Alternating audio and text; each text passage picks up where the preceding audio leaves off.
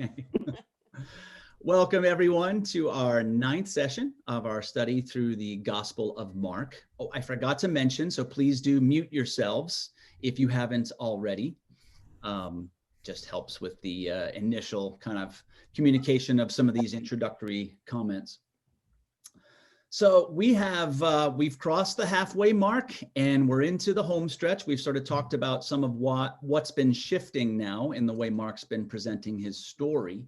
He's in the process of moving from the miracle worker stories, the wonderful teacher stories, to now Jesus talking more and more about his coming passion and what that looks like. So there's sort of Mark sort of on a downhill slope toward the conclusion of the gospel and on the road to the cross and to the death and to resurrection. So we're seeing more emphasis on that.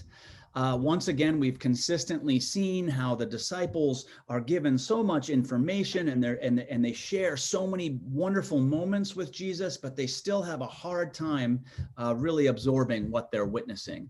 And so today's episode in chapter 9 has this incredibly glorious vision of Jesus, in what's called the Transfiguration. Now, it's a story that so many of us are absolutely familiar with. And what I want to say is the way Mark uses it is striking. And it's like every time I read Mark in general, but this particular story, there are details in it that most of us have missed for our entire lives. And so to talk about it today in the context of the way we've talked about the gospel so far and the way Mark's pointed the story to us or given the story to us, I hope this will open up in a wonderful way the richness and meaning of this story. But really, it's not unique, but it's rare in Mark, this Transfiguration story, because it's one of maybe 2 times, maybe 3, I think it's 2 though, where you sort of get the divine voice, okay, coming in and being a part of the narrative. So you have the baptism where you hear the voice from the clouds, and then you have this story where you hear the voice from the clouds. And it's kind of this blessing of Jesus in who he is and what his ministry is. And, the fact that it appears so close to the verse in last week's session in chapter 8, there's a verse near the end of the reading where Jesus says, "And the Son of Man will come on the clouds and the glory and appear with the glory of the angels," that type of vision. That's not unique to Mark. We know that from the book of Daniel and other areas in the Old Testament where the expectation of the return of the Messiah was sort of that glorious vision. So the fact that this Transfiguration appears so close to that, it's intended to kind of show us this is kind of, how it might look like. Okay, there's a connection to what Jesus' ministry is and who he is, and then what the ultimate culmination of that ministry will look like, even on a cosmic level. Because the truth is, we don't know in time when that is all going to take place. That's what Jesus constantly says, that no one knows, when the Son of Man will come, and all that sort of mysterious language. But the Transfiguration is the sort of focal point of this chapter. Plus then I just got a message from Barb Tellman saying that she doesn't have the link. So rather than me trying to do that, if someone's able to get that to her, that she could get in, that would be wonderful. But so the Transfiguration is the focal point, but there's also other things that happen in this chapter that are such amazing, wonderful stories. And all of them continue to kind of give us this picture, right, of the disciples and the type of soil that they are. And again, the point of all these stories, because it doesn't cast them in a very good light, but the point is not to judge them or to discard them, but to really employ them as illustrations for us, the audience, or to use them as negative teachers. And so always keep in mind that aspect that they are our teachers. Mark wants them to be our teachers. Don't think of them so much as, oh my gosh, they really did this and all that. We try to move away from that. We appreciate how they are utilized in the narrative. And then in the notes, I just wanted to let you know, did one of those outlines again for you that kind of covers this chapter, a little bit into chapter 8, trying to make some links here for some of that. And I'll continue to do that. I get us all the way through chapter 9 here, though, just so you can keep some of the episodes, because there's a lot that goes on in a short amount of space. So anyway, that is what I have for some introductory comments. And now I'd love to hear if you have any questions or comments based on your readings or some of the stuff you've been thinking about over the last week. Bonnie, first. Maybe you won't have time today, but at some point, would you talk a little bit about demons, how it's mentioned in the Bible? Because I was reading the story and I thought, oh, the guy is having a seizure and Jesus is going to cure him from epilepsy. And then it's like I read on, oh no, this is another, evil spirit or whatever that has possessed him that he cast out. And then the disciples talk about casting out. And I don't know, I don't know, do we have that happening today? Whatever happened to the demons and the evil spirits? I don't know, but it's in the Bible and we've read it a few times and it's really puzzling to me.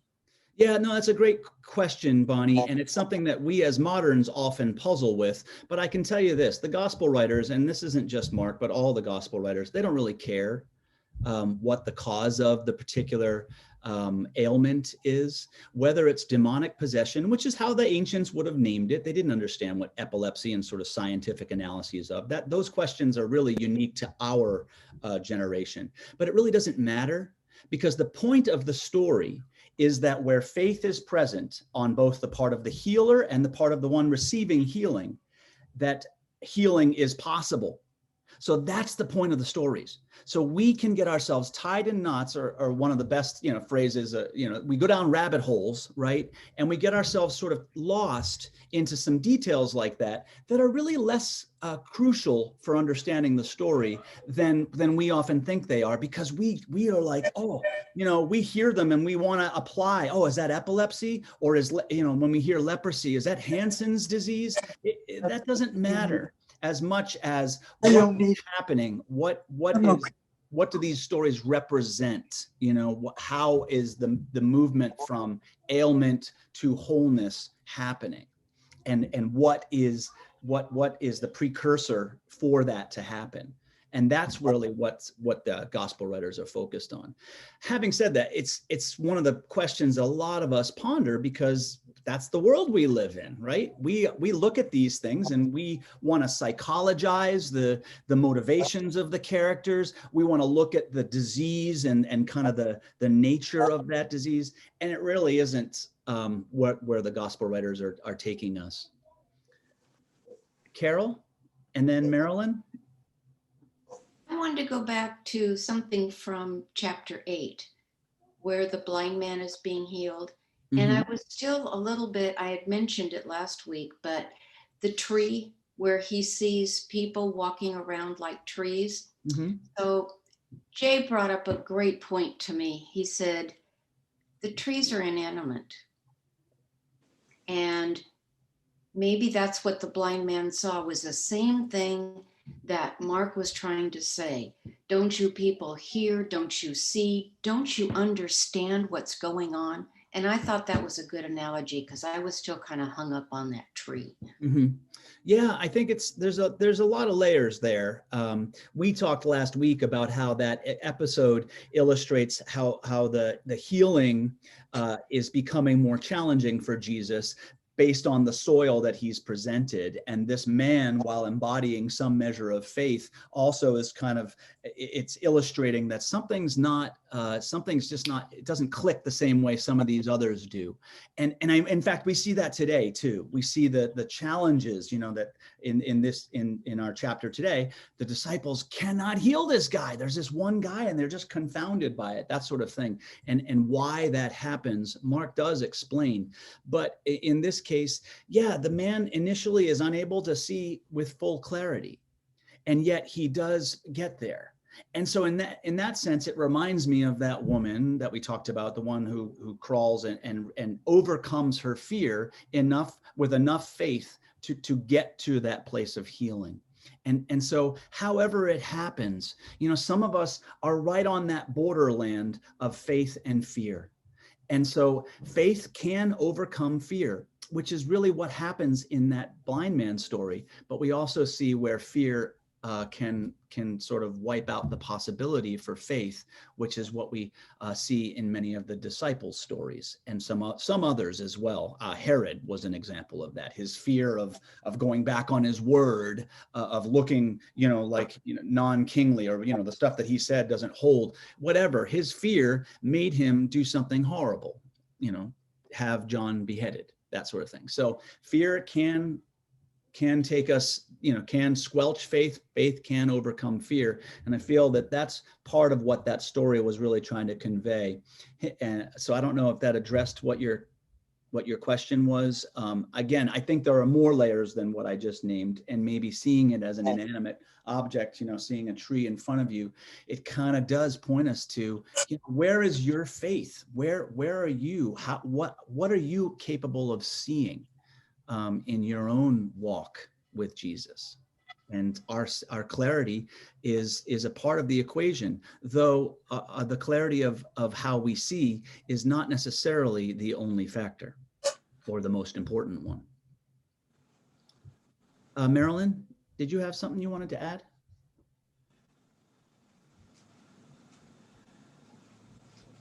Mute, the unmute. What I said when I was muted was, I'll try to keep it short. That's okay. Being muted, that does that. Anyway, I had some real personal kinds of responses to this chapter, and the extent to which you all can help me with it, I would really appreciate. And actually, Dan, what you've said so far is very helpful. I have struggled for a good part of all of my childhood and a good part of my adult life with guilt. All sorts of guilt about the most amazing thing. I can feel guilty because I accidentally put different colored socks on my feet. So I come to the section on divorce. Well, I'm divorced. And Jesus's response to a lot of these things was very, very hard for me. And I think what I need to keep remembering is that it's the author that I need to focus on, what the author is doing here, and and how that's to affect me. But at any rate, I just found it very difficult, and I found Jesus, from my perspective, kind of unlikable. Well, and I don't like feeling that way. Yeah. Well, I can tell you this. First of all, the divorce section, I believe that comes from chapter 10. So we'll be really addressing that one next week, but Okay. which is okay.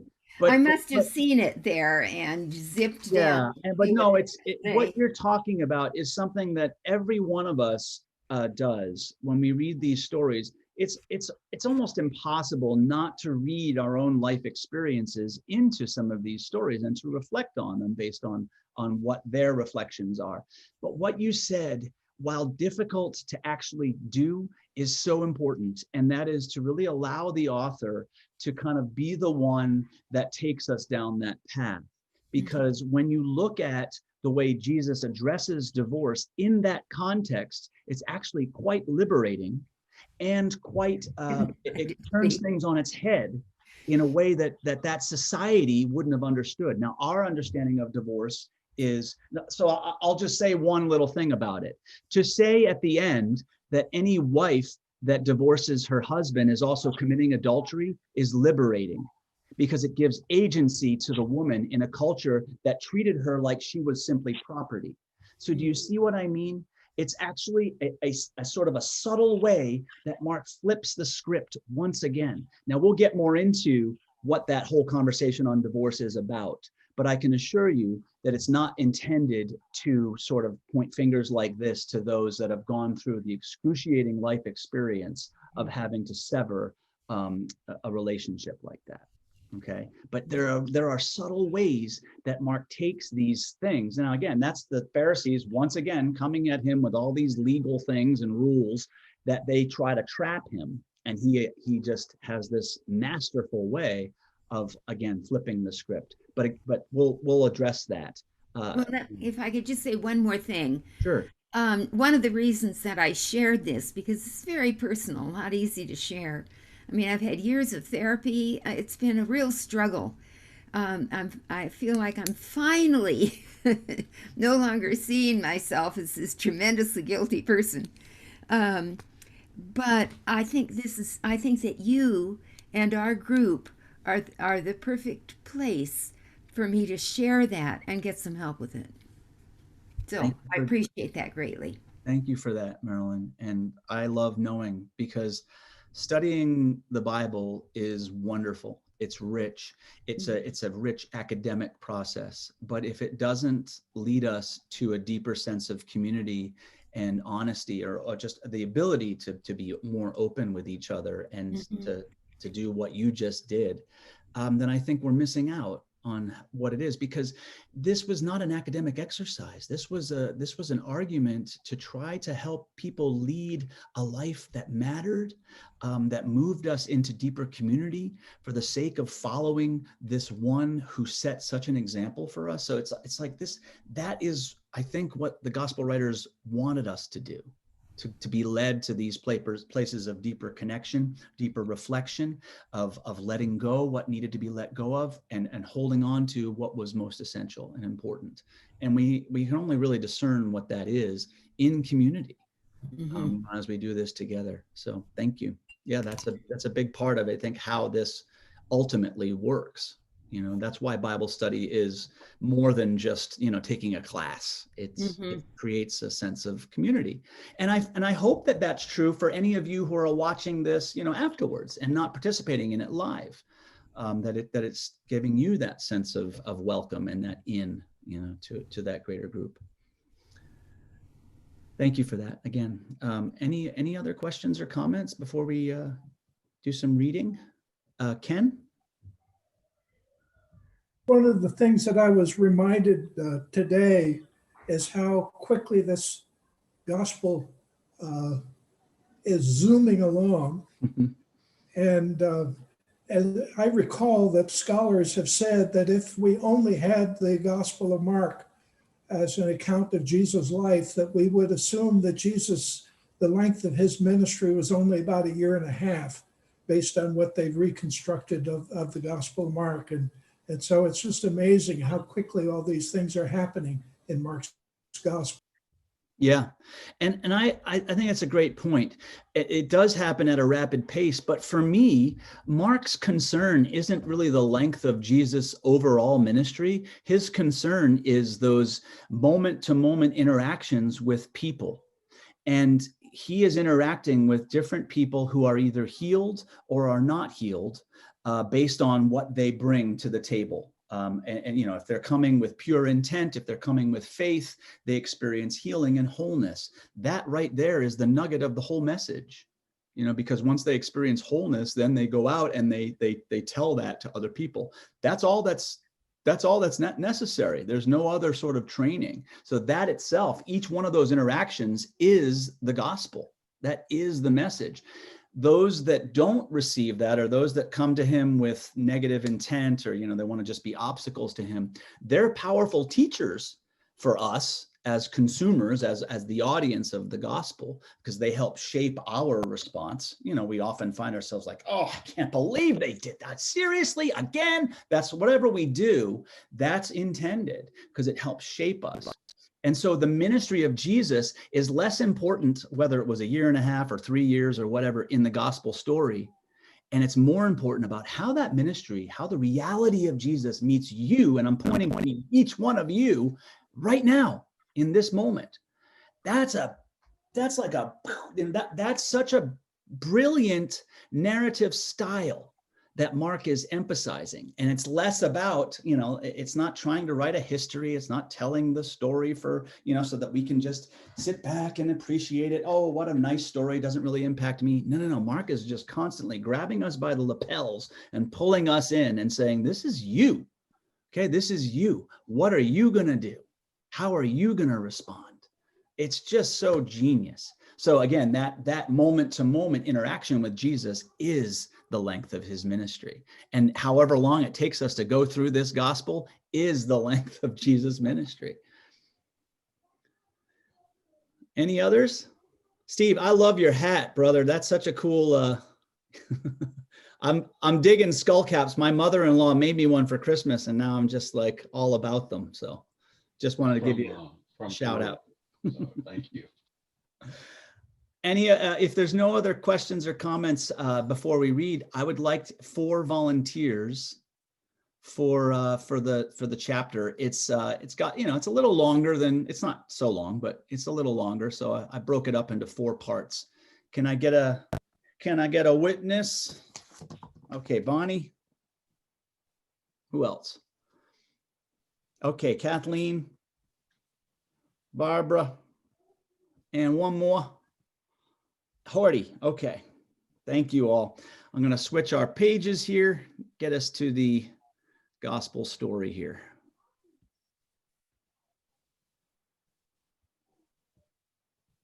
That's the one we want.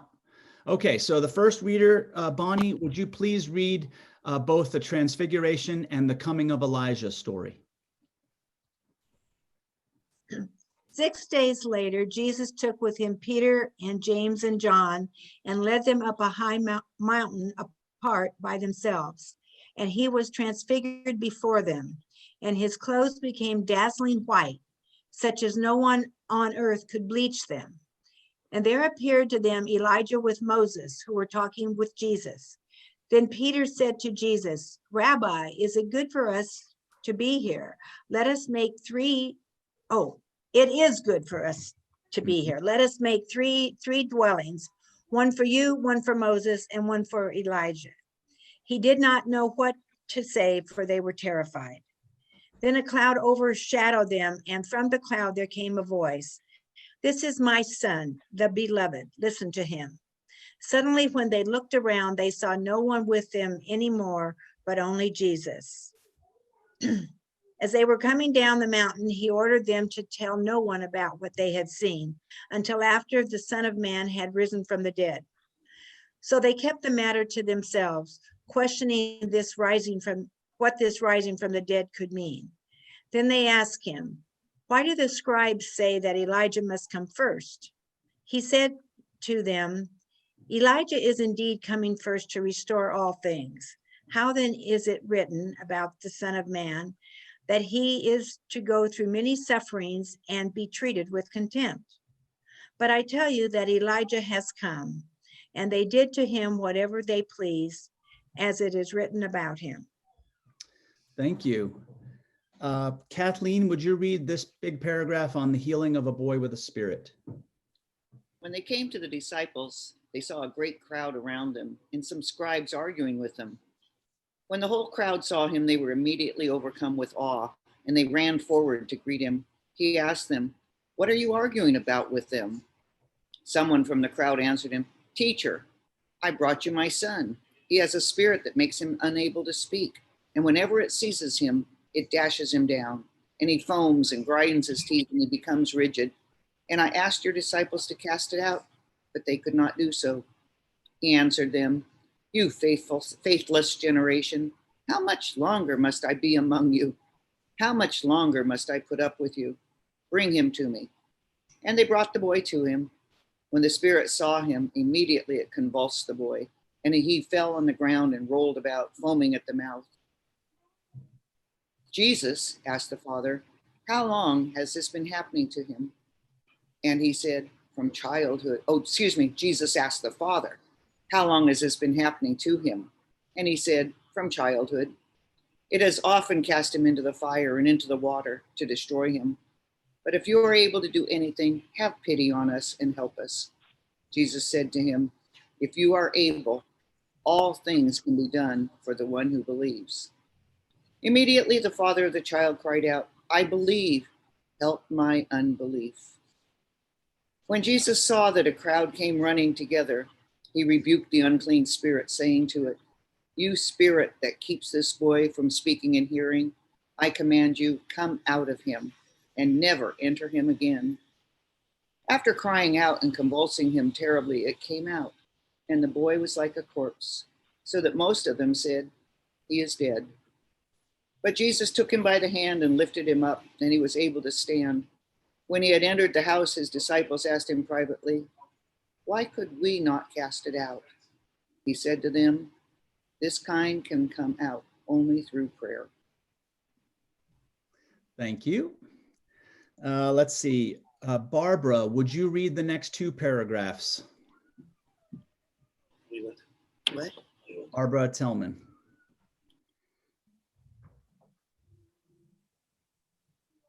Then they came to Capernaum, and when he was in the house, he asked them. Hold on. Start with verse 30. Please. Oh, I missed up on that. That's okay. They went on from there and passed through Galilee. He did not want anyone to know it, for he was teaching his disciples, saying to them, The Son of Man is to be betrayed into human hands, and they will kill him, and 3 days after being killed, he will rise again. But they did not understand what he was saying and were afraid to ask him, Who is the greatest? Then they came to Capernaum, and when he was in the house, he asked them, What were you arguing about on the way? But they were silent, for on the way they had argued with one another who was the greatest. He sat down, called the 12, and said to them, Whoever wants to be first must be last of all and servant of all. Then he took a little child and put it among them, and taking it in his arms, he said to them, Whoever welcomes one such child in my name welcomes me, and whoever welcomes me welcomes not me, but the one who sent me. Thank you. And Horty, would you take us home, the last two paragraphs? John said to him, Teacher, we saw someone casting out demons in your name, and we tried to stop him because he was not following us. But Jesus said, Do not stop him, for no one who does a deed of power in my name will be able soon afterward to speak evil of me. Whoever is not against us is for us. For truly I tell you, whoever gives you a cup of water to drink because you bear the name of Christ will by no means lose the reward. If any of you put a stumbling block before one of these little ones who believe in me, it would be better for you if a great millstone were hung around your neck and you were thrown into the sea. If your hand causes you to stumble, cut it off.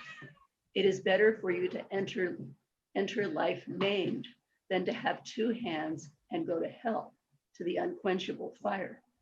And if your foot causes you to stumble, cut it off. It is better for you to enter life lame than to have two feet and to be thrown into hell. And if your eye causes you to stumble, tear it out. It is better for you to enter the kingdom of God with one eye than to have two eyes and be thrown into hell, where their worm never dies and the fire is never quenched. For everyone will be salted with fire. Salt is good, but if salt has lost its saltiness, how can you season it? Have salt in yourselves and be at peace with one another. Thank you all.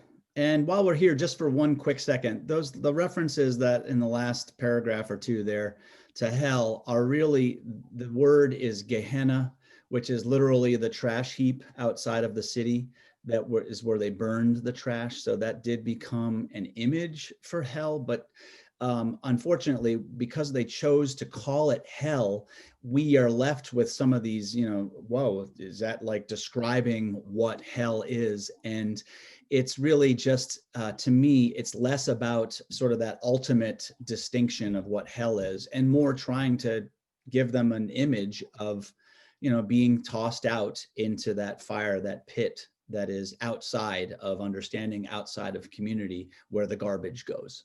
Okay, so that's partly where I think the church and some translation have led us down certain paths of understanding for this text, but is not necessarily what the original text was trying to convey. Okay, so there's a lot there, but let's start with that beautiful story of the Transfiguration, and really simply. When you see the Transfiguration, when you read that story, when you just heard it now, was there any information in there? Did it really provide us as an audience information that we didn't already know?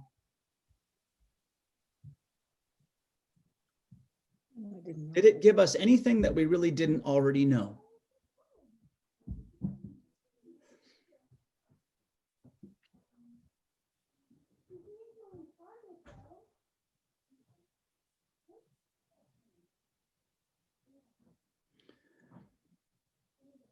Steve? So I wasn't aware that the prophet Elijah must come first. Mm-hmm. That kind of struck me. Yes, that comes directly from Malachi chapter 4, specifically verses 5 and 6. So that's an easy one to remember. Malachi 4, 5, 6. But that's not chapter 45, verse 6, though. It's chapter 4, verses 5 to 6.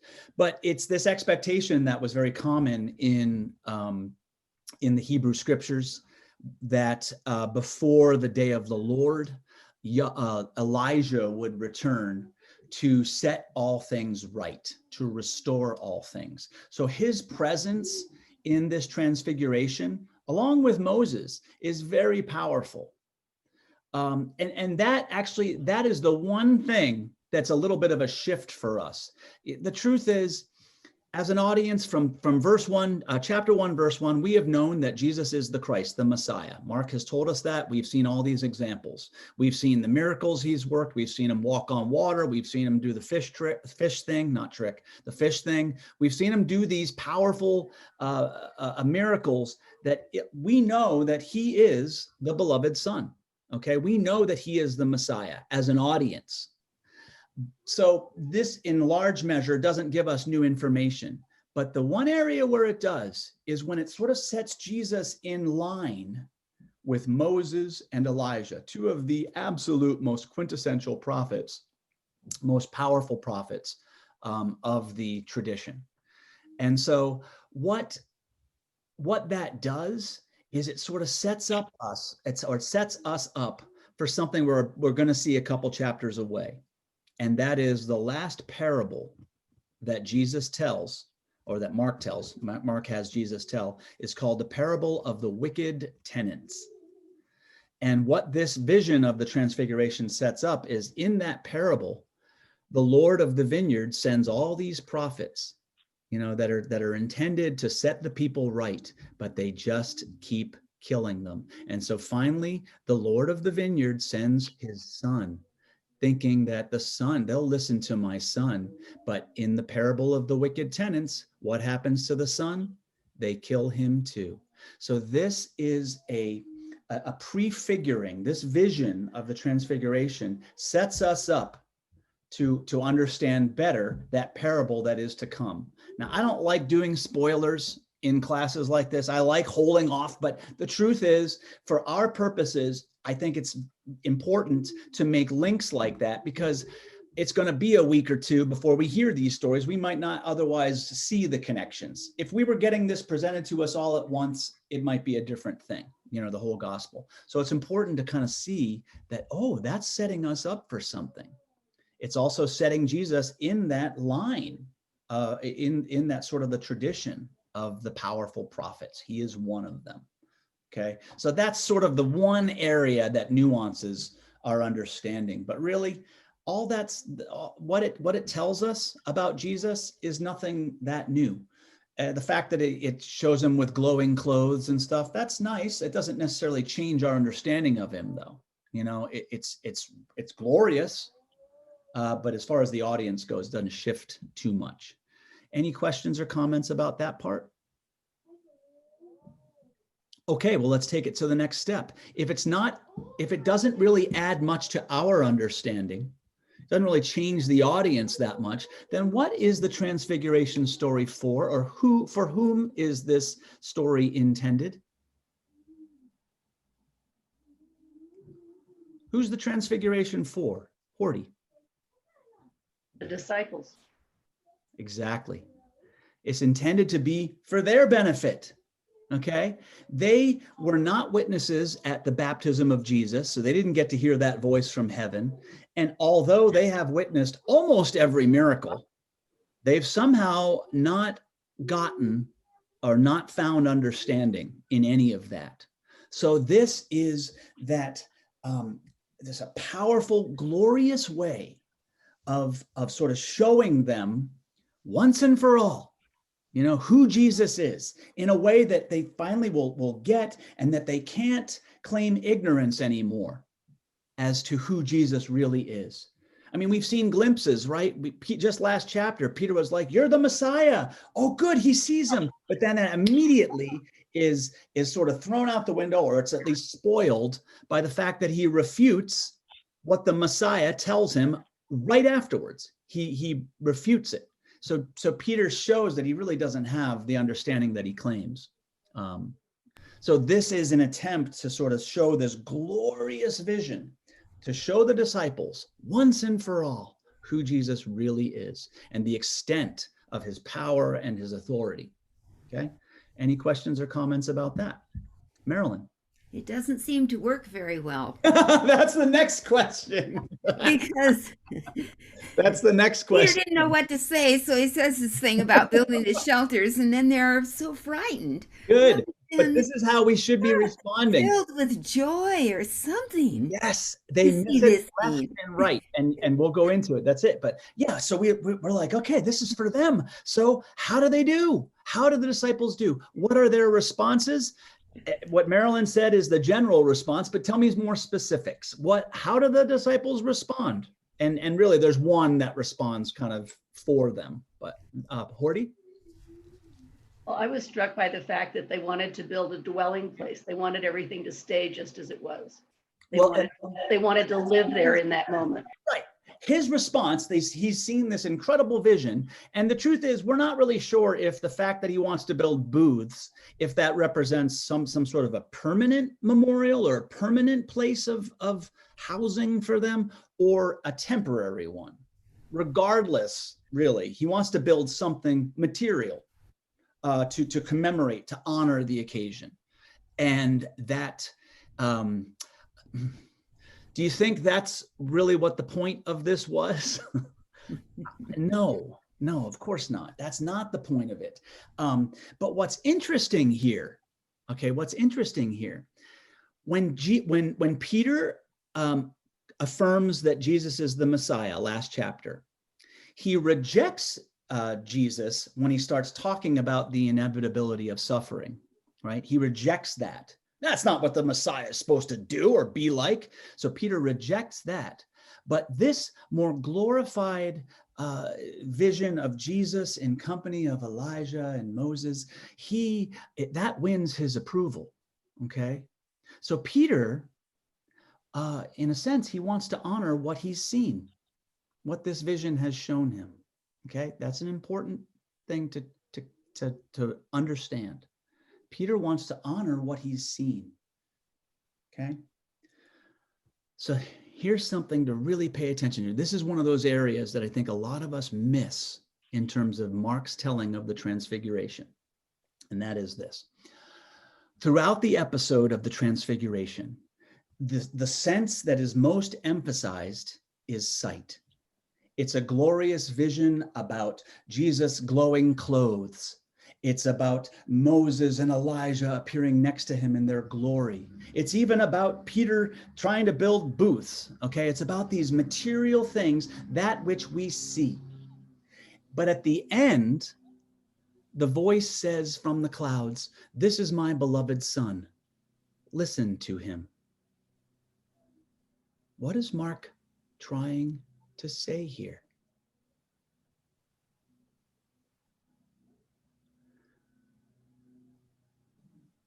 What is Mark trying to say? Boyce. Seems like he's trying to say that listening is more important than seeing. Yes, absolutely. Absolutely. And I don't know that we fully grasp that in our regular way of reading the Transfiguration. But look at what happens. This whole story is all about, it's focusing on the sight. And so we think, oh my gosh, this must be the representation of what it's going to look like when Jesus comes on the clouds of glory. It's going to be this wonderful, yes, this powerful vision. And yet, at the very end, we've seen all this reference to sight. And then has Jesus said anything at all in this episode? No, not one word. So he hasn't said one word in this episode. We've seen all this reference to sight and the power of sight. And if the voice had come down and said, so look at Jesus, or behold him, or look upon him, or see him, or whatever, then that would be different. But the voice says, listen to him. It's very important. And Boyce picked up on it. It's very important. And I hope some of you did too. To say, listen to it, forces us as an audience to say, well, maybe I need to rethink what I thought this story was about, because it doesn't seem to be that what they saw is what's important about Jesus. And what it reveals, I think, and I'd love to hear your reflections on this, is that, in the end, a glorious vision it might be what Peter or many of us want to hold on to. That's what we want to see here. But the message of suffering, what Jesus is actually talking about, is the message that we really need to hear. We might want to act like what Jesus is all about is the glorious vision here. But what Mark's trying to tell us is it's his words about walking the walk of suffering and following where Jesus takes us. That's what we need to hear. Any questions or comments on that? Had you heard or known or felt or understood that before in terms of what this Transfiguration story is trying to communicate? It's a lot. I understand. This is like, but that's okay. Go for it. Go ahead, Carol. Is this the first time that the Old Testament prophets are brought that close to comparing or bringing the Old Testament and the New Testament together? They're looking back at what the Old Testament had prophesied? Not really. It may not be as explicit, but we've seen a dramatic example right at the beginning of the gospel, bringing the Old Testament prophets into this one, into what we call the new. Mark has been infused with that from the get-go, but this is sort of the first presentation that's sort of this glorious, explicit view.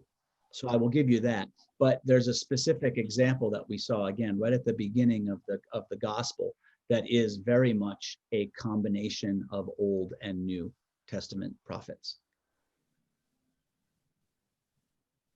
Any other comments or just stuff that is coming up for you right now about the Transfiguration and about what it means?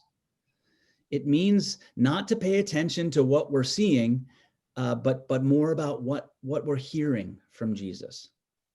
Okay, Boyce? In some ways, it seems like it is contradicting a picture is worth 1,000 words. And it's saying the words are as important or more important than the picture. Well, it depends on what the words are. And I think the truth is, when Mark's gospel was being presented, it was not being presented to the disciples. It was being presented to an audience generations removed from the time of Jesus. Okay. And in our reality, we're getting these words, 2,000 years. So I don't know how many generations that is. But when he de-emphasizes the ones that saw this happen and emphasizes the ones who are hearing it, what's the effect that has on us? it brings us in. It gives us access because we're not precluded from the message based on what we saw or didn't see. That's powerful.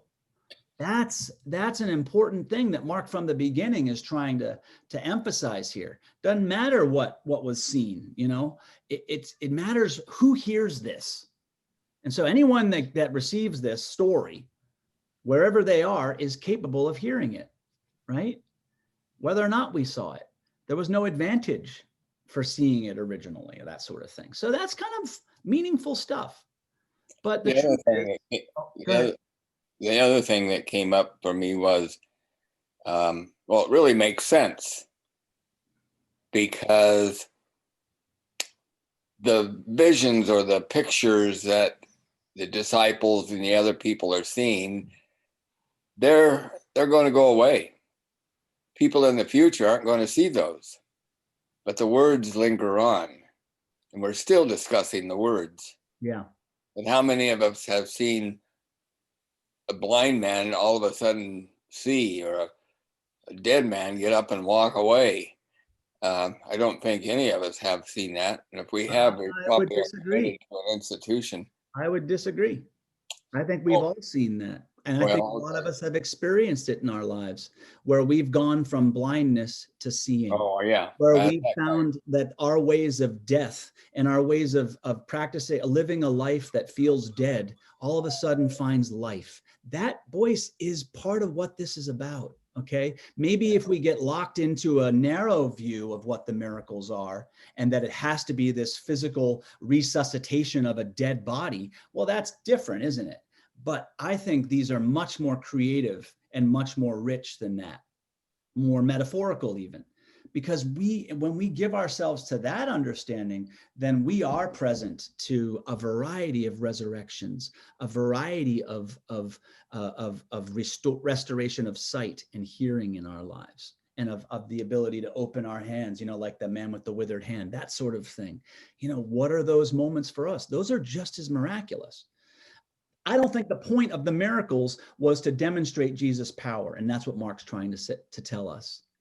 But he's got that difficult task of trying to present a story that is, you know, the expectation of the people Mark's talking to was that this is what it's going to look like when the Messiah comes. That transfiguration story sort of encapsulates, oh, it's going to be this glorious vision and Jesus is going to return and lead us all to, you know, victory or wellness or wholeness or, you know, and the truth is Mark is saying, yeah, it's not about that. You got to follow what he's saying.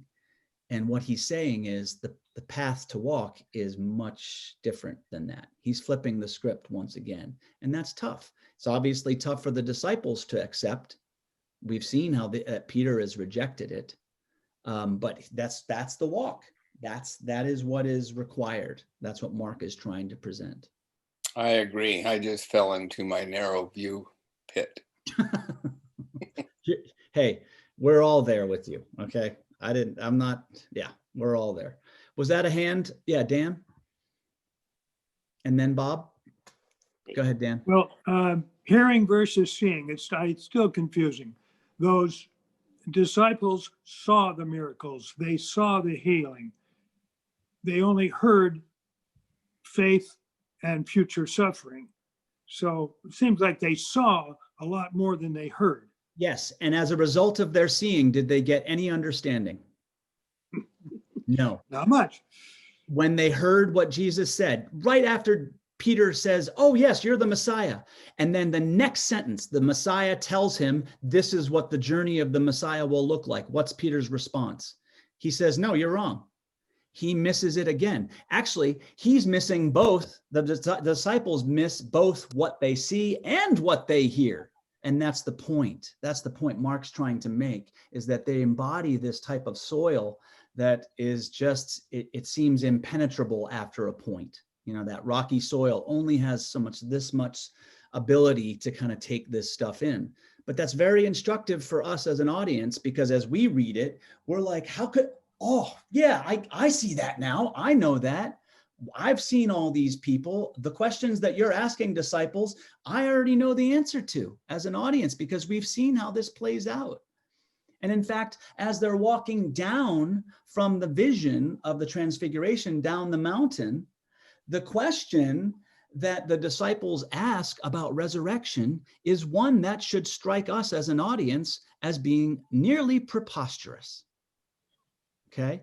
So when they're walking down and Jesus is talking, so this is in, let me look, Mark 9 to chapter 9, verses 9 and 10, roughly that area.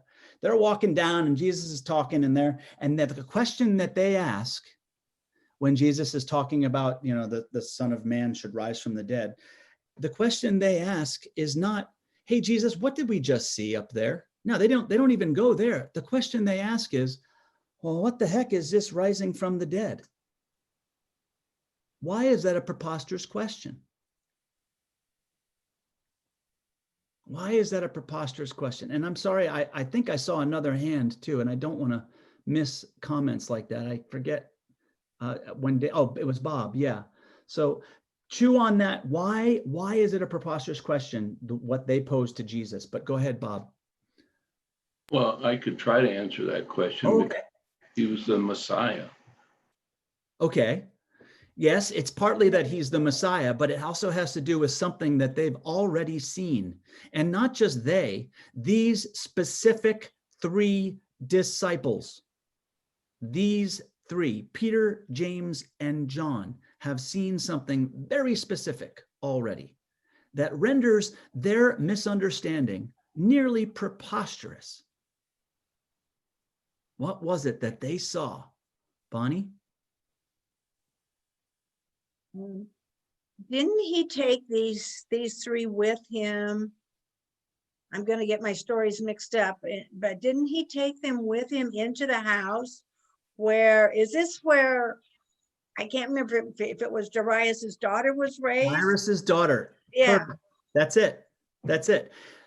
This story now in the Transfiguration is where we finally understand why the narrator gave us that odd detail that Jesus took Peter, James, and John in the house with him to Jairus to raise Jairus's daughter from the dead.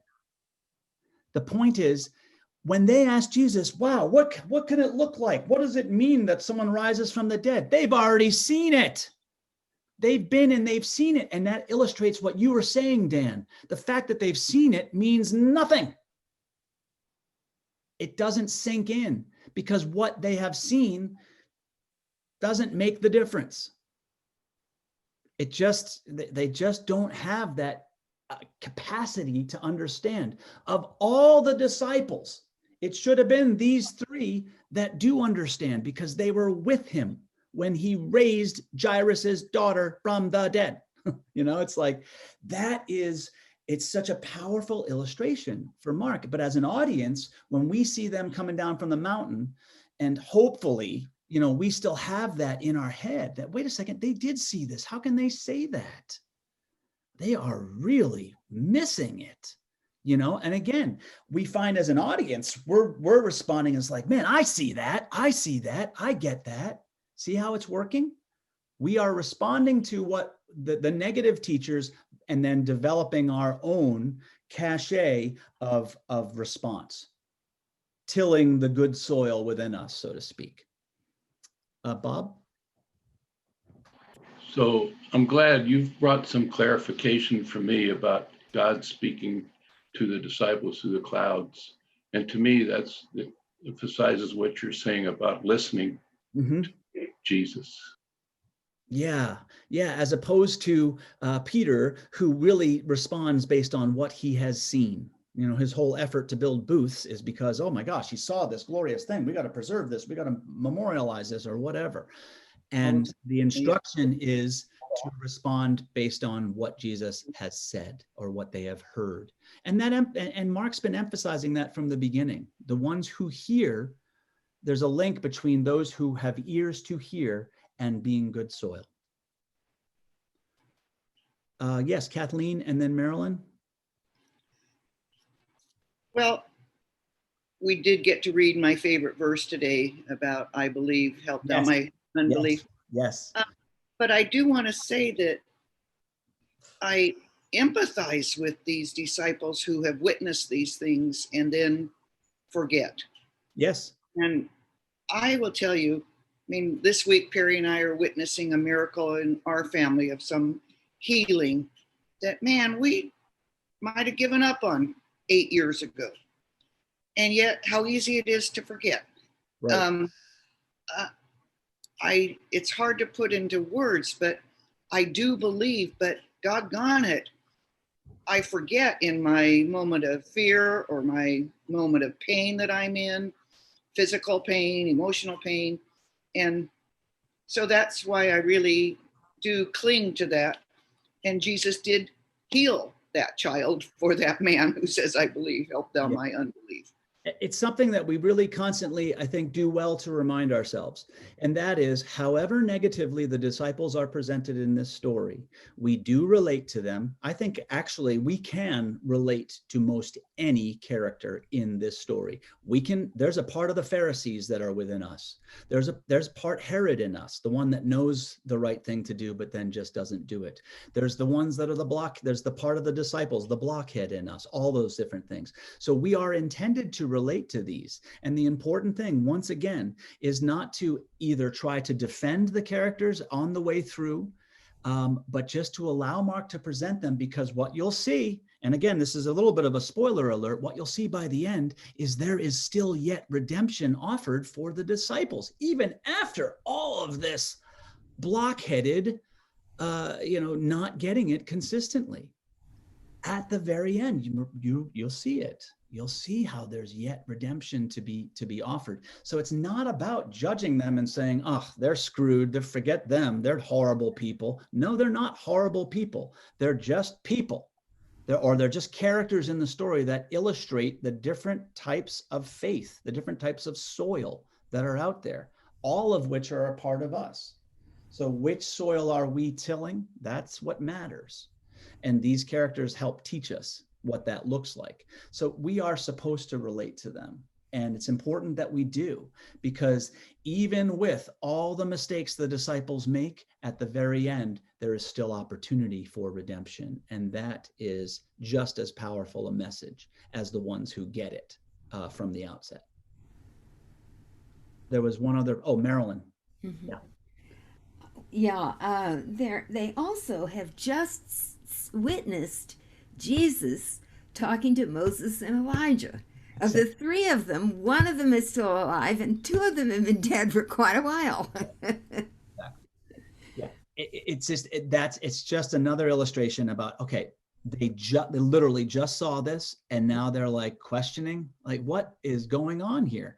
It's simply Mark saying, none of it is really landing within them. They just are, for whatever reason. And actually the Transfiguration story tells us that they responded with fear. They were afraid.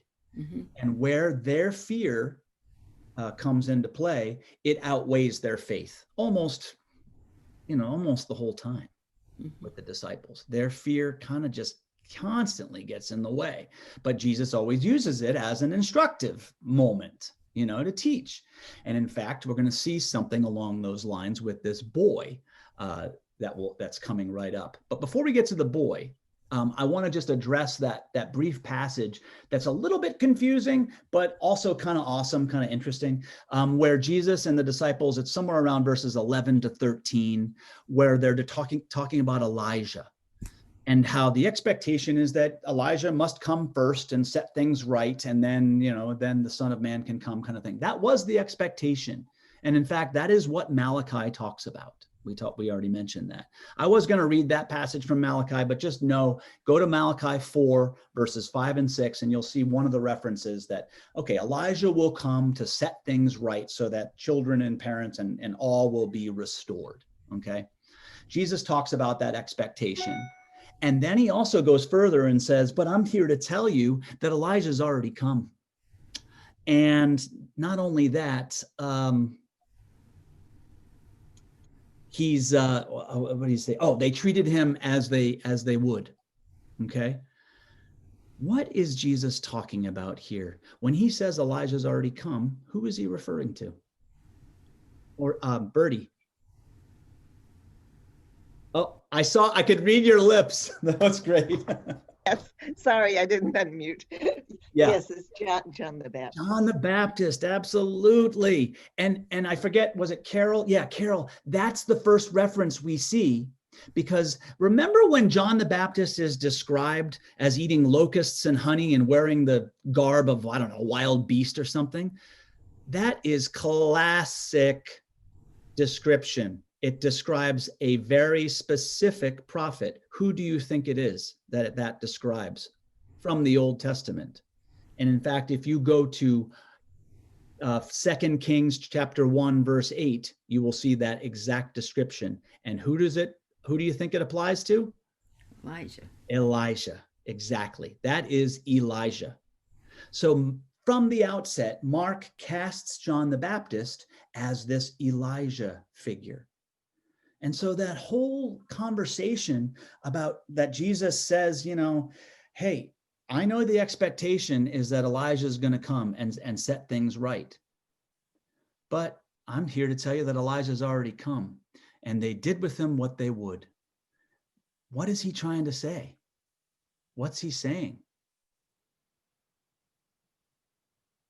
Horty? It seems like once again he's pointing in the direction of suffering as a necessity. Exactly. We saw John the Baptist come in all that wonderful language, and go back and look at it. It says literally all the people of Jerusalem and Judea came to be baptized, and all confessed their sins. That language is about restoration. It's about setting things right. It's about doing what Elijah was said to do before then the day of Yahweh would come, the day of the Lord that they expect, the Messiah riding on the clouds of heaven. Well, it's a very important point that Mark makes, that John the Baptist does this. Okay, he's dressed like Elijah. So Mark's saying John the Baptist is the return of Elijah. But very soon after this glorious restoration, John the Baptist is beheaded. He's arrested and beheaded. So that even this amazing restoration was not sufficient to protect John the Baptist, from the evils of this generation. And that's precisely why the Son of Man, when he returns, will also have to suffer. Because this generation they just don't get it. They don't see there's evil. We're seeing the machinations already happening. And evil is not just like the Pharisees who want to plot to kill him. Evil is the people like Herod, who have the power and they're close. They can make the right decisions. They can be good soil, but they choose evil. And this is what we've seen. It takes shape. So that is partly what Mark is using this little interchange to set up. Just like Horty said, that the path is one of suffering. It's not going to be this glorious return. You can't, Elijah couldn't protect himself. And so there's no protecting the Son of Man either. And we'll see that continue to play out.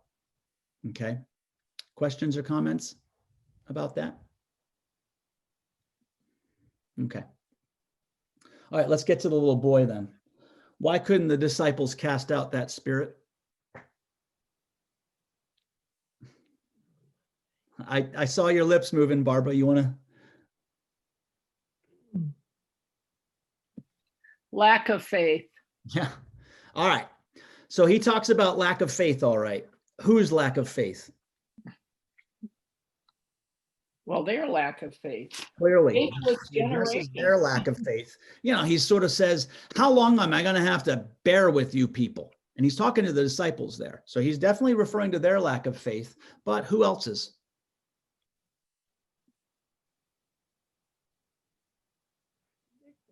The man's lack of faith. Now he's exhorting him to more faith. The man acknowledges that place that so many of us are. What does he say exactly? I believe, help my unbelief. That is where so many of us are. We know that, but I'm telling you, that's a threshold spot. He's on the threshold between good soil or some other kind of soil. Kind of just like the rich young ruler that we're about to see, where he says his initial conversation with Jesus is he recounts all the commandments and how he's lived this. And Jesus says to him, you're not far from the kingdom of God. So just do this one thing. Okay. His threshold is that. But this man is he's right on the threshold. I believe, help my unbelief. And so what does the guy say to Jesus? He's like, well, your disciples couldn't do it, but you know, if you had the power to do it, if you could make a big difference for us. Or, you know, what does Jesus say? We often miss that, but go ahead, Jane. Well, I've missed it before where he says, if you can do anything for him, the Father asking, and he uses that, you know, the word if. Yes. And Jesus calls him on it saying, you said, if you can. Yes. And Jesus kind of calls him out on that. He definitely does. You're being wishy-washy here. You know, do you think I can do it or not? Here's the way we're so supposed to read that. Doubt and faith. Yes. Here's the way it's supposed to come across. The man says, well, you know, if you could do something, that would be great. And Jesus comes back at him and says, if I could do something, do you not understand? Do you know that if you had the faith, you'd already be healed? And Mark has shown us that that's the key the whole time, right? It's not about Jesus' power to heal. It's about the soil interacting with Jesus' power, the seed to heal. So he's saying once again, dude, just if you had faith, that's all that's necessary. Okay. So he's exhorting him to more. And then, you know, he goes and he heals the boy with this really wonderful, like, you know, description, you know, of that. And at the end, he says that really curious thing, right? Which is very rare in Mark to talk about this topic. But he says this, he's like, this one can only, what is it? Oh, this one cannot be driven out except by anything but prayer. Okay. Right. Only prayer will drive this one out. What the heck? What do you think Mark is talking about there? What's the implication of that? Can you think of anything? What does that mean? Jane? Well, you know, I put a question mark by that because I'd never paid any attention to that before. Yep. And it just made me think of, you know, communication with God. Are we spending time communicating and in relationship with God about these things? That's all I came up with, but it is a little bit of a question mark. Okay, so what does it say about the disciples? He says this one can only be expelled by prayer. The disciples have failed to expel this. What's that? What's the implication? They're not spending enough time in prayer. They're not spending perhaps any time in prayer. And you know what? The gospel to this point, and actually all the way through, bears that out. Very rarely does Mark talk specifically about prayer. There's blessings of children and meals, but the times where prayer is mentioned, it is almost always, actually, I think it is always Jesus going off by himself to pray in isolation. Remember back, and every time that happens, what's going on with the disciples? Either they're in trouble somewhere, like in the boat, or they're just like or they're coming to hound Jesus, literally to hunt for him, but they're not in prayer with him, okay? Think forward to the classic story of the Garden of Gethsemane, when he asked them to wait with him and to pray. How do they do there? Not so well, right? Not so well. Mark is presenting this implication, or he's given us this the whole time, that something that consistently in the Gospel of Mark, that prayer is outside of the disciples' range of understanding and of practice. Okay. And what that does for us, though, is along the lines of what Jane initially said. It invites us to reflect on where prayer is in our sense of relationship to our walk with Jesus and to our own connection to healing and to all of that, to our own power. Okay. And it's a really wonderful way of inviting the audience to reflect on the nature of prayer in their lives, their walk with Jesus, while he is essentially talking once again about how the disciples themselves are sort of just they're consistently not able to get it with the prayer thing. But the good news is we are. So thank you, disciples, once again, for being our teacher, for being that inspiration for us to reflect on what prayer can mean. Other questions or comments about that?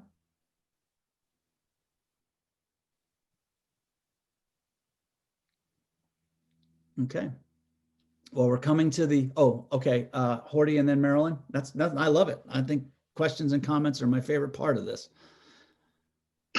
There's somewhere else where the statement is made, blessed are you who have seen, but more blessed are you who have not seen. Right. And I can't cite that, and Bonnie could help me with that.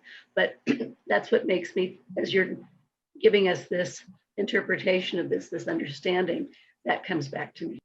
Yeah, it's part of Mark's very consistent reflection that those who are good hearers of this message are capable of being good soil.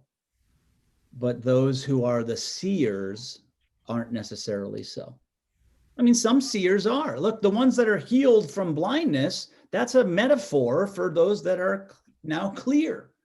And it's wonderful that a lot of those healing stories happen right after the disciples show how blind they really are. So that's part of what these miracle stories represent. But Mark consistently in the gospel emphasizes the sense of really being a good hearer as a precursor to really receiving the message and getting it and becoming the soil that will grow the fruit of the kingdom. And Dan, you were talking about Herod being evil. And what came up for me as you were saying that was his evilness was really doing nothing. And he could have acted in a positive way, but he kind of washed his hand. I mean, he kind of just stood back. This is the Herod and Pilate kind of response is that he was close. He loved John. And remember the note, he loved to listen to John is the way Mark says it. He loved to listen to him. He got it. He knew it was wrong. The way the story presents it, he's torn up about it. But because he's the king and he made a decree, he can't go back on his word. So he gives in to that silliness, though that standard, which is not any kind of God standard, that's a totally human standard, that he does the wrong thing. And John loses his life because of it. But that's the nature of the thorny soil, right? It's good soil, but it's squeezed out because of all the stuff growing around it, all the other influences that are around. Choked with thorns. Yeah, exactly. Choked by the thorns. Marilyn. Yes, I was thinking Jesus deliberately chose for disciples people who were doers, who were sailors. You got to keep active and be on top of things in a doing kind of way. Sitting around and thinking about it isn't going to save your life. Right. And I almost have the sense that for this story, he chose people who had that kind of soil so that they would have room to grow as they were sharing what he was doing with them. And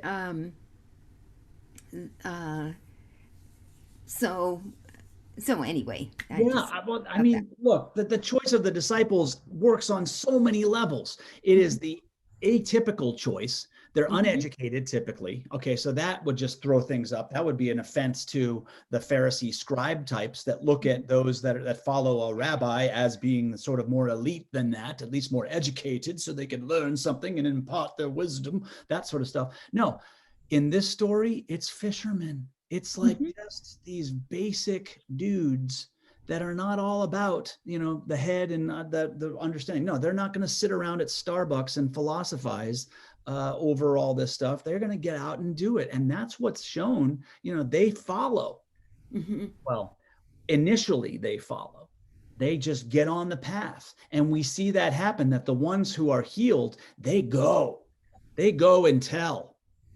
Most often, sometimes they come and follow, but they do something. There's a response. And that's important for Mark, because Mark's not telling us this story so that we might kick back with our coffee and just think about it. Mark's telling us this story so that we are brought in to the story, invested enough in it to then by the end say, oh my gosh, now what will I do?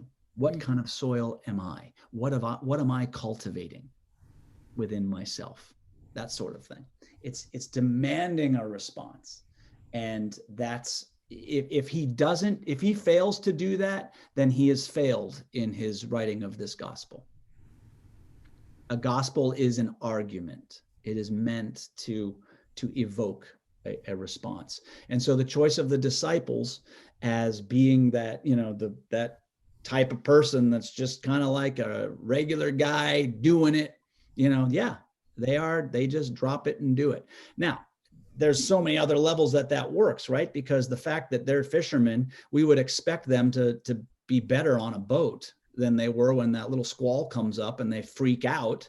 It's like, are you really fishermen? Have you never been on a boat before? You've never been in a storm before? That sort of thing. But again, their responses in the story are mechanisms for Mark to help us understand, what faith and non-faith, what faith and fear look like. So they're used all the time to impart that teaching to us. And again, it's a negative teaching, but it's not ultimately negative, because by the end of the story, the disciples are still given an opportunity for redemption. Mm-hmm. This story is not about judging the characters that appear in it. They're utilized to convey the message so that we have better clarity, so that we can then choose by the end with a full sense of what faith looks like. Okay. Dan? Well, just to emphasize your point again, you said the disciples never seem to pray. Praying is listening. You don't see when you pray. So another example of listening and not versus seeing there. Yeah, absolutely. And prayer also, as we will see when Jesus goes to the garden, prayer is not about seeking to control God, seeking to say, here's what I want, God, here's what I want you to do for me. But watch how Jesus even verbalizes it when we get to that point. And he might initially sort of say, please take this away from me. But then he comes back to, but that's not what prayer is. Prayer is not trying to pull the vending machine arm of God. It's about being open, listening, receiving, and acting the manifestation of God's will in your life, whatever that is.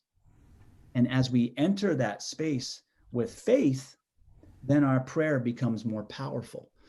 It doesn't mean, though, that we'll necessarily get the cure or that we'll be safe. That's part of the reality here. That's the challenge of today's chapter, is that there was no protecting John the Baptist / Elijah when he came back, and the Son of Man isn't safe either. He's here, and it's done with it. Jesus is only as powerful as the soil that's around him. And when the soil encroaches, the bad soil, so to speak, encroaches on him, it has dire consequences on his life.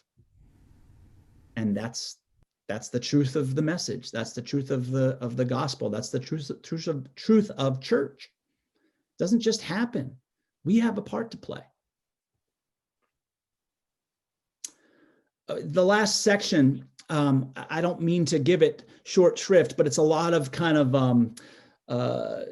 more, what's the word? Proverbial type comments that all kind of pick up on the theme of, it's about walking the way of suffering. That is how we follow God. It's not about imparting our vision onto what Jesus is talking about. It's not about us trying to control it. It's about listening to what Jesus is saying and walking in the way.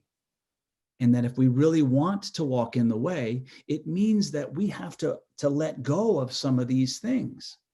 And so a lot of that's metaphor for the fact that, look, if you're saying you want to follow, then it's better to, so cut off that stuff that is holding you back and get on the path with Jesus. Follow with him. Follow with him like a child, like one of these innocent ones, okay, that don't have designs on what they want this to be. They are simply, children are vessels for just receiving what is. And that's so much about what Mark is trying to help us understand. You know, so many of the problems that the characters get into, be it the disciples or the Pharisees, it's because they bring their expectations, they bring their will or their control. They're seeking to control what's happening or what Jesus is all about. And constantly, Mark is basically demonstrating that that's not how faith is found. That's not how it works. That's the way of death when we do that. That's the way of misunderstanding when we do that.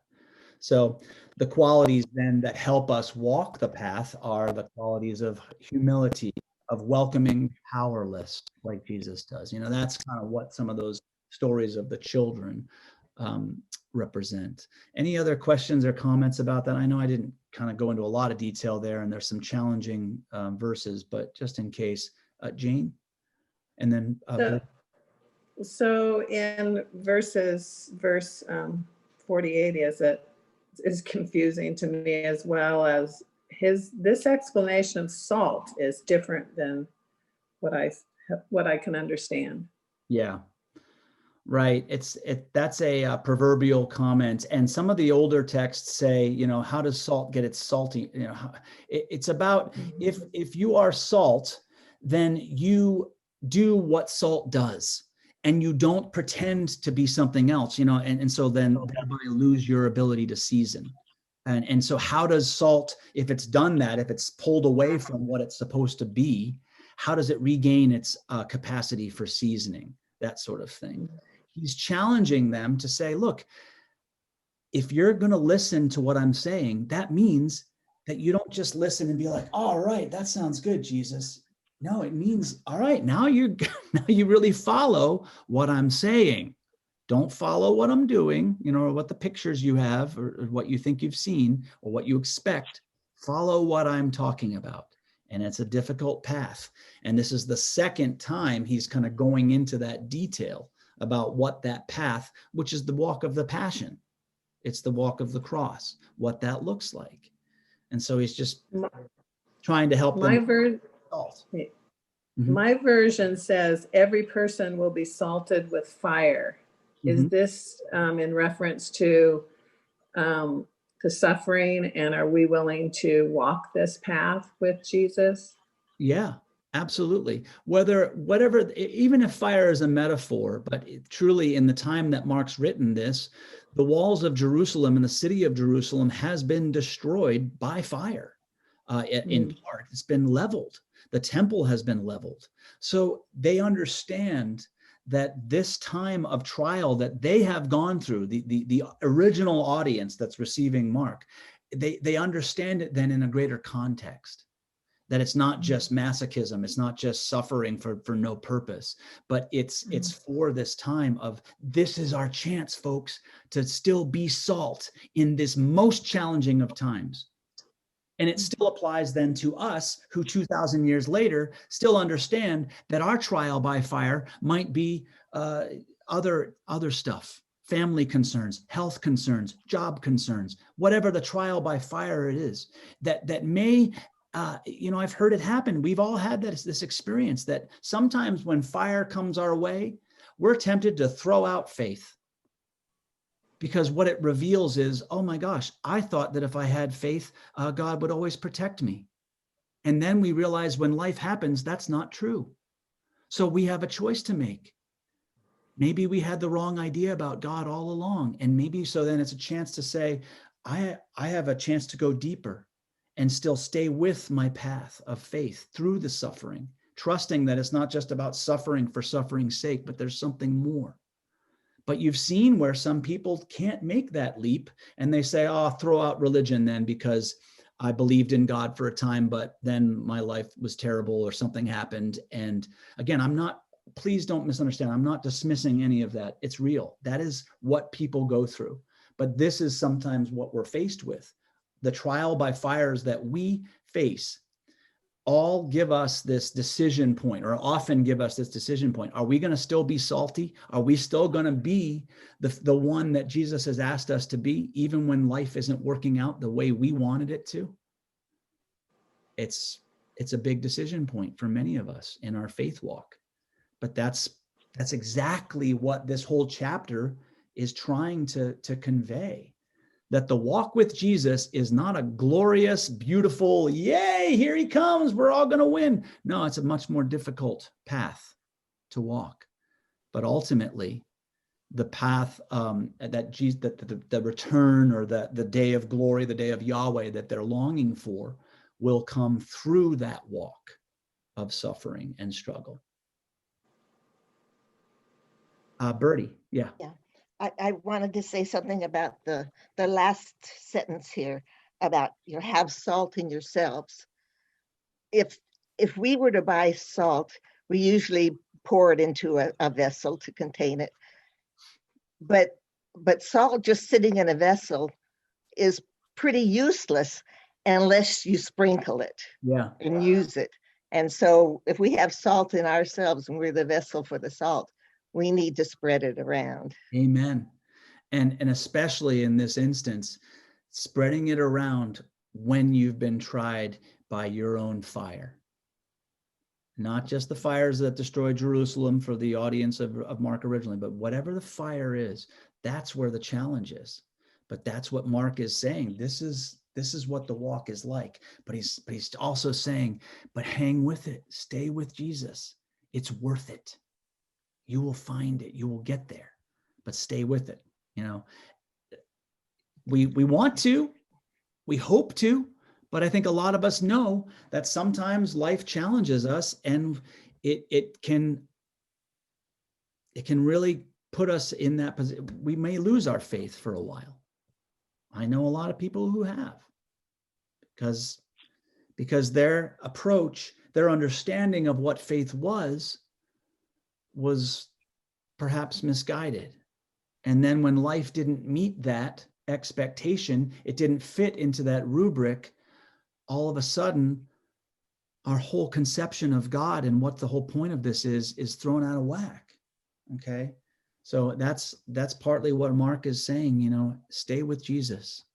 You got to walk this hard path, but you're not alone. And it's not just a path of walking to your slaughter, but it's ultimately part of what will bring us through to the other side, whatever that is. Mark doesn't define what that is. The other side is faith. The other side is wholeness.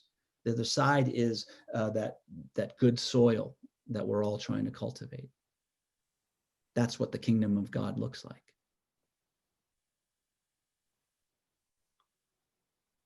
Last comments or questions. I know it's a lot. It's a lot every week, but this is Mark. It's so succinct. It does move so fast, and yet it invites such. It's like a meal that takes a long time to digest. We might be able to consume it fast, but it stays with us. It stays with us. So I hope you continue to chew on this, and that as you reflect on some of what this week's chapter brings up, you'll see more of it play out now in this chapter 10.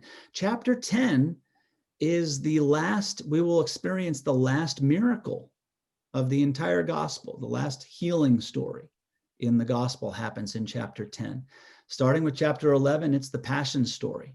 And that's like 40% of Mark's gospel, and it takes us right to the end, the passion story. So we're close, folks. We're on the road to Jerusalem, and it's we're ramping it up here. But for next week, chapter 10, and some more great stories that illustrate the different types of responses, the different types of soils, and Jesus' mastery in creating understanding out of what was, or creating wisdom, or a way of seeing in a moment that was intended to be confounding, especially where the Pharisees are concerned. So this is where we are in the story. We're getting close to the climax here, boys.